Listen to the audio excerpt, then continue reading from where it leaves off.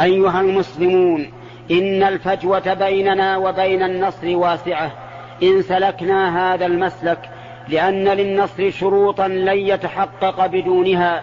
اسمعوها من قول من بيده ملكوت السماوات والأرض وبأمره النصر والخذلان. يقول الله تعالى: ولينصرن الله من ينصره إن الله لقوي عزيز. أيها المسلمون، من الذي ينصر الله؟ استمع إلى الجواب من كلام الله: الذين إن مكناهم في الأرض أقاموا الصلاة وآتوا الزكاة وأمروا بالمعروف ونهوا عن المنكر ولله عاقبة الأمور.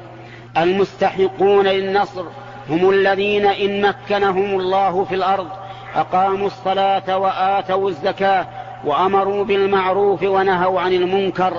لا يحملهم التمكين في الأرض على الأشر والبطر، وإنما يحملهم على الصلاح والإصلاح.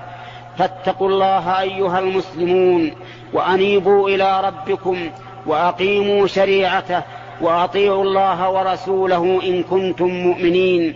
اللهم إنا نسألك في مقامنا هذا أن تنصر المسلمين المجاهدين في سبيلك في كل مكان، وأن تطهر المسجد الأقصى من اليهود والنصارى والمنافقين.